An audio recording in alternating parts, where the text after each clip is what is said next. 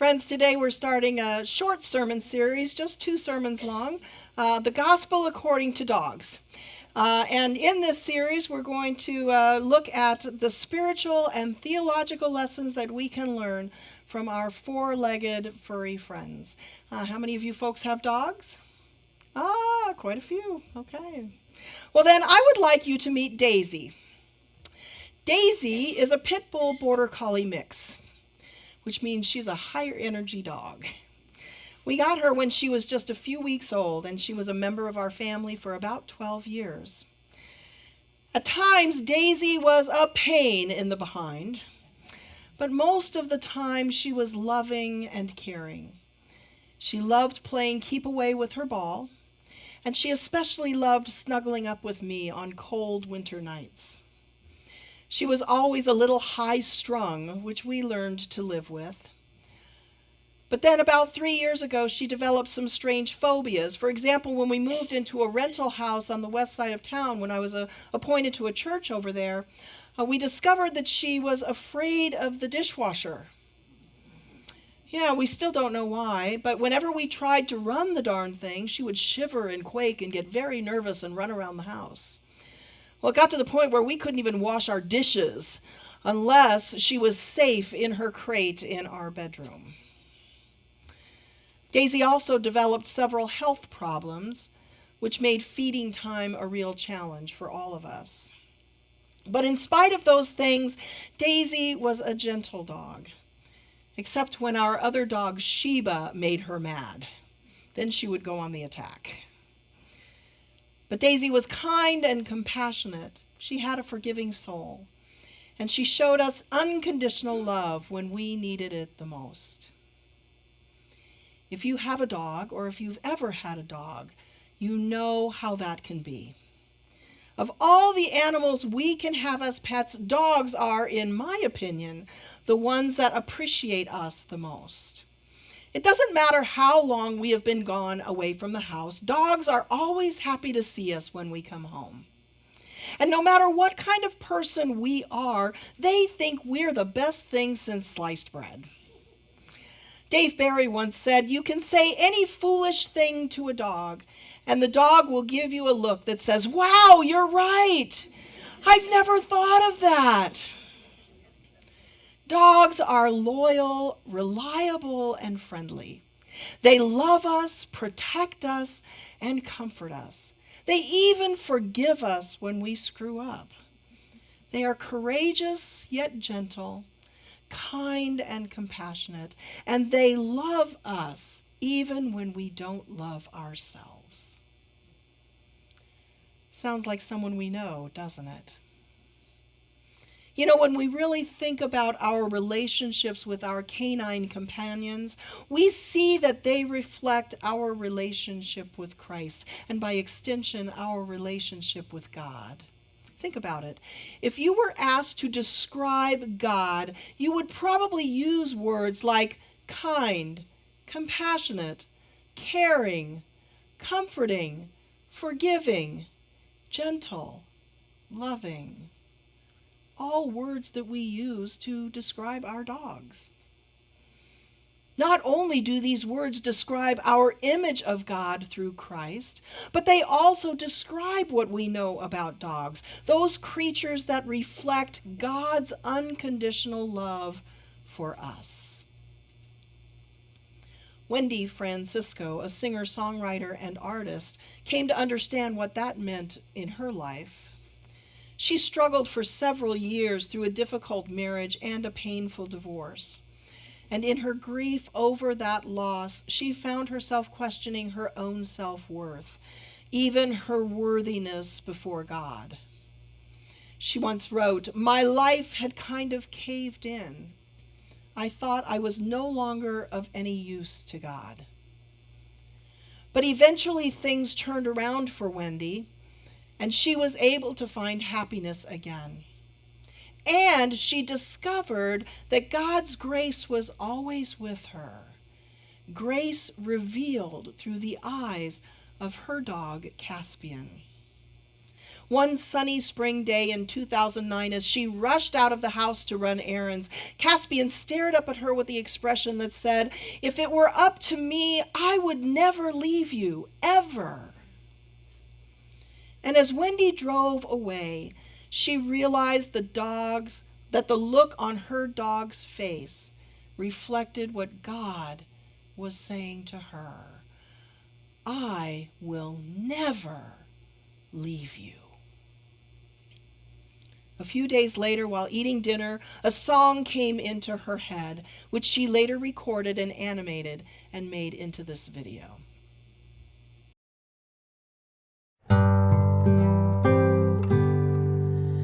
I look up and I see God.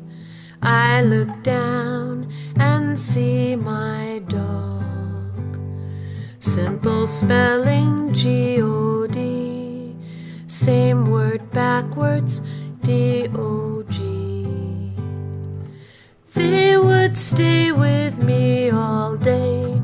I'm the one who walks away, but both of them just wait for me and dance at my return with glee. Both love me no matter what, divine God and canine mutt. I take it hard each time I fail, but God forgives. Dog wags his tail. God thought up and made the dog. Dog reflects a part of God. I've seen love from both sides now. It's everywhere. Amen. Bow wow. I look up and I see God. I look down and see my dog. And in my human frailty, I can't match their love for me.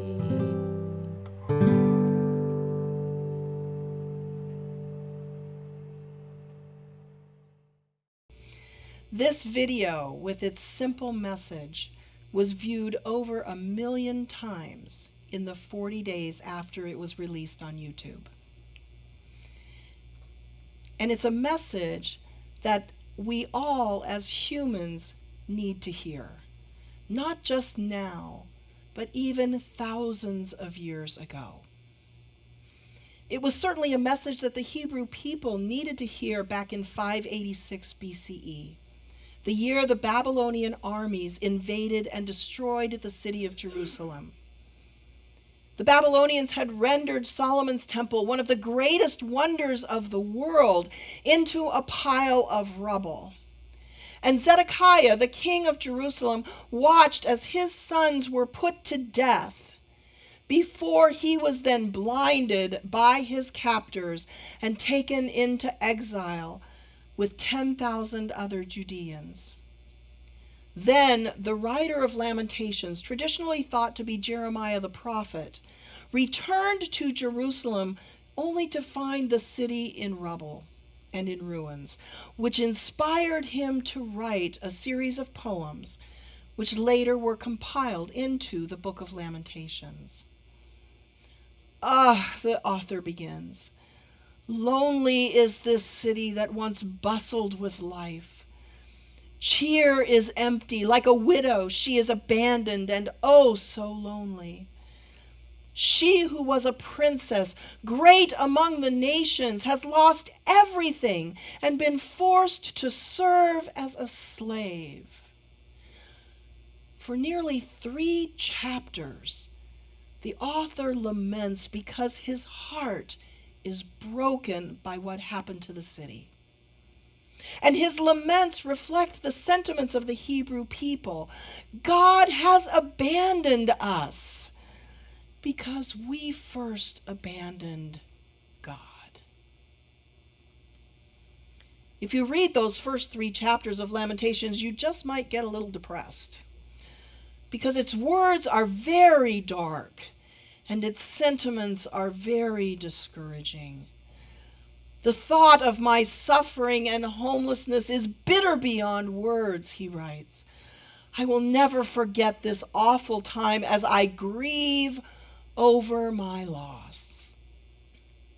But then, almost right in the middle of that book, of all that darkness, there is a bright, shining ray of hope.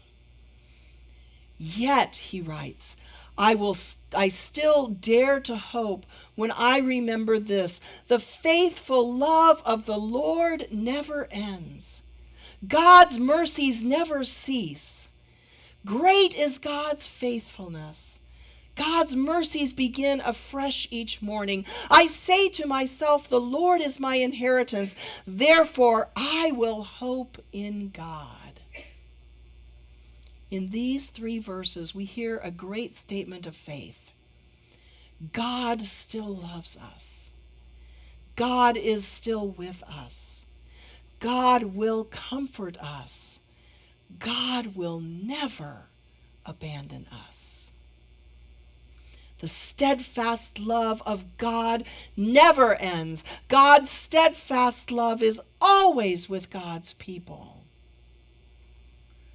The Hebrew word that is used in this passage that we hear as steadfast or as loyal love in the passage that Dee read for us is chesed, which is actually a very difficult word to translate into English because there is no single English word that can capture the full essence of chesed and its meaning. Some translators have substituted words like kindness and mercy, but neither of these reflects the fullness of the text. That's because chesed is one of the richest, most powerful words in the Hebrew language, and therefore in the Hebrew Bible. Its essence, it is the essence of loyal love, a covenant love, a deep promise that is without end. It is steadfast love, love that is unwavering, love that is selfless, committed, and faithful. An extraordinary love that puts the needs of the receiver before the needs of the giver, even to the point of self-sacrifice, the way a parent loves a child. Chesed is the kind of loyal love that Jesus showed in his ministry. It's the kind of love that we receive from God, whether we know it or not. It's also the love that a dog expresses for its master. A bond that is loyal and indeed forever. Kind of like the bond between a pit bull named Lily and her owner. Lily had been rescued by a Boston police officer named David, and he gave Lily to his mother, Christine, who suffered from a serious alcohol addiction. David hoped that Lily would help his mother beat her addiction, and for about 5 years, Lily did help Christine get on the right track towards sobriety. But some tragic news caused his mom to suffer a setback, and while walking home from a friend's house with Lily, Christine, who was drunk at the time, passed out on some train tracks in the path of an oncoming freight train. In spite of the danger, Lily pulled and tugged at her owner, Christine, and as the train's engineer did everything he could in order to stop the train. Miraculously, Lily was able to pull the unconscious owner off the tracks completely, unharmed. But Lily wasn't so lucky. One of the train's wheels struck Lily, causing irreparable damage to her right paw, a broken pelvis, and other internal injuries. Lily did survive, but her right leg had to be amputated. But the truly remarkable part of this story was that great length that Lily took in demonstrating loyal love toward her owner.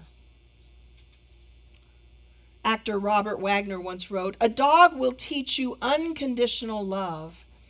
If you can have that in your life, things won't be too bad." If you've ever had a dog, you know what that means. When you come home from being away, does it sometimes seem like the only one who is happy to see you is your dog? Or when you've had a particularly rough day, the one who comforts you is your dog? Or when you need a welcome distraction, the one willing to play with you is your dog?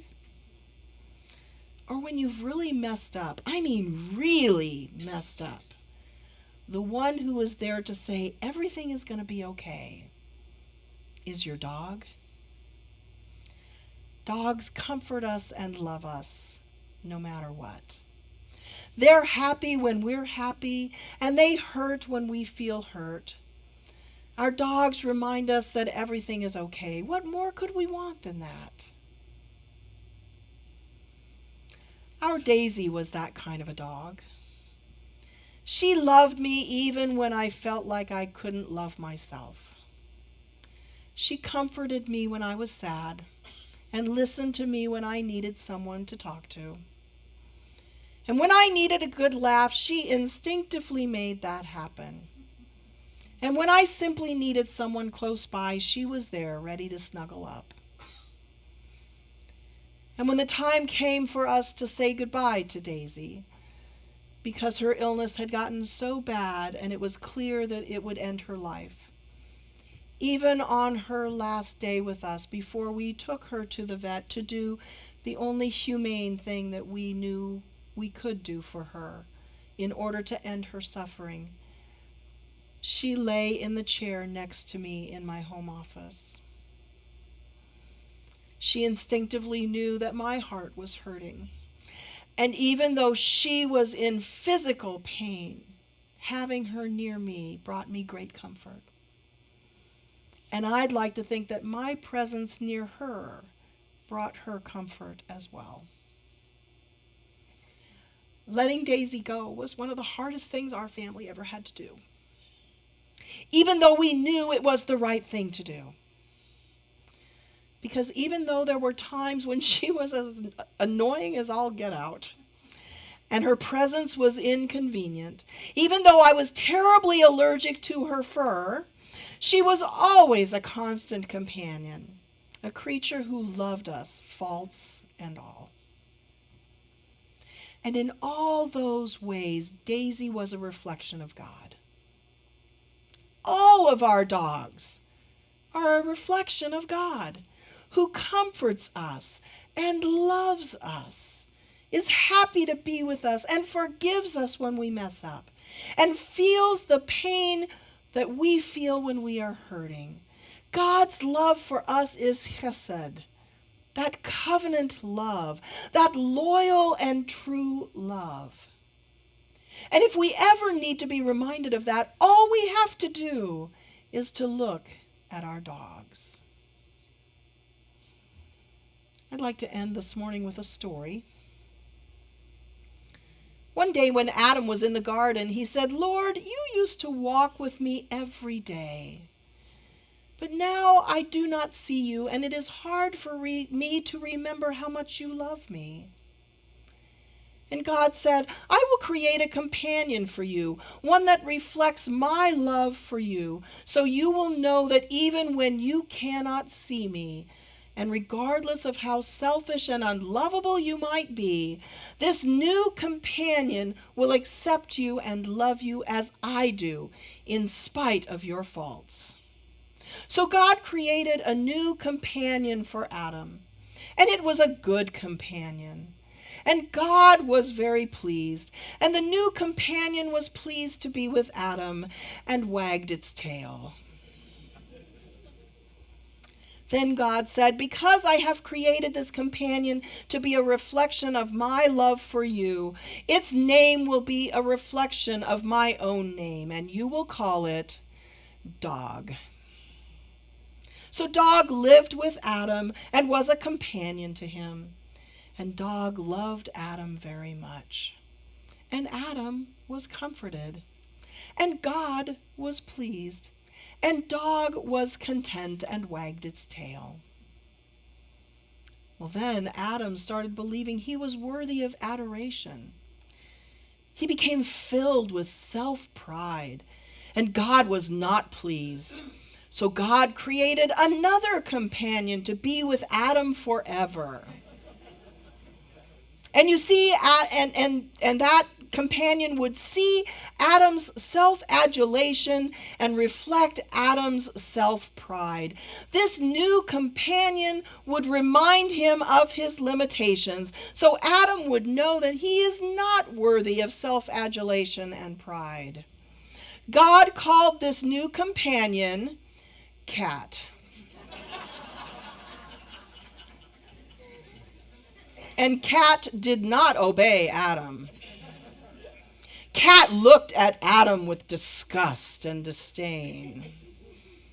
And Adam was reminded that he is not the supreme being. And so from Cat, Adam learned humility. God was pleased. Adam was humbled. Dog wagged its tail. And Cat? Well, Cat didn't care one way or another. Amen.